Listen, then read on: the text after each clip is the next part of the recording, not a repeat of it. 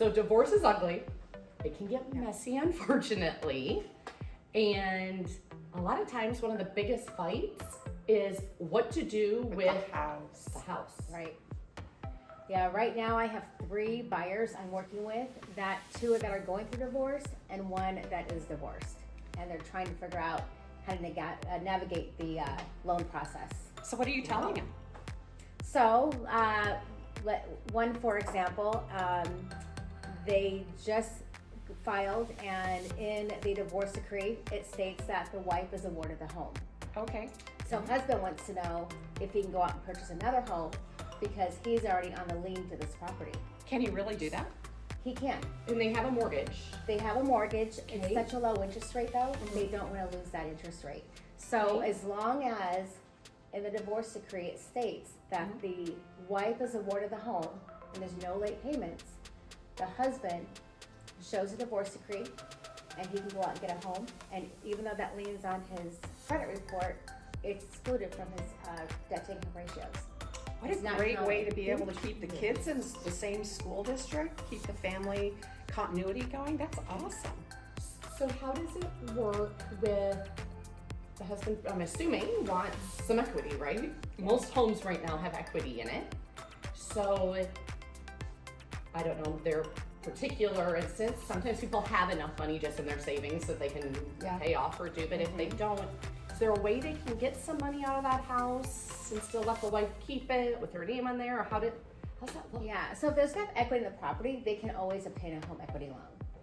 Okay. Yeah, they can do that. Now it's going to be at a higher interest rate, but they can obtain that without having to refinance the entire But mortgage. only for the amount that she's gonna owe him. That's correct. And on the home equity line, would it be just under her name because she's been awarded the house? Or does it go under both their names for that additional? So as if he is removed from the property, it would be under his name only, or excuse me, name. under her name only, correct. Okay. Wow, that's amazing.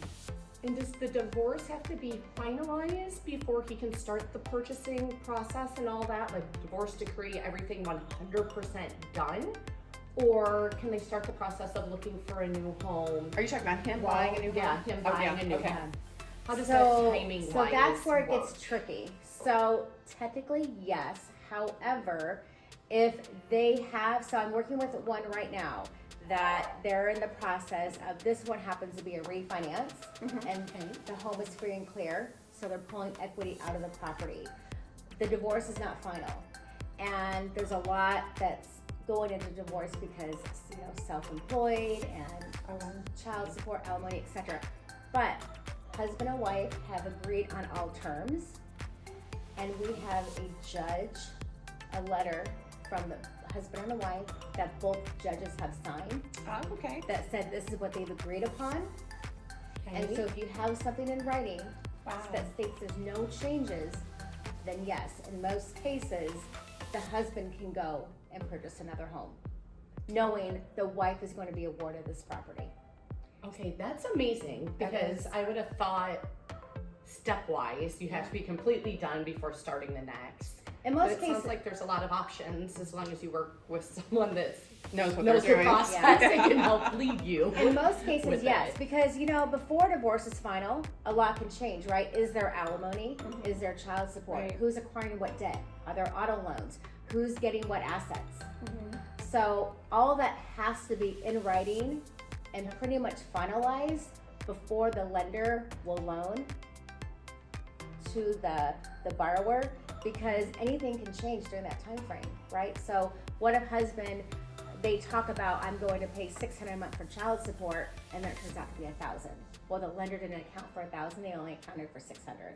So how does alimony and child support play into the receiving party's income? Like, if I was receiving alimony, would that count towards my monthly income?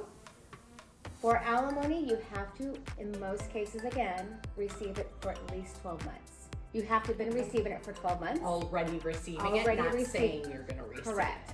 And then you have to show a history of receiving it, of being able to receive that for at least 36 months. So essentially, it's like a 4-year. Wow. So the divorce decree would have to state that you're going to be receiving alimony for at least 3 years After you close on that property. after you close. Okay.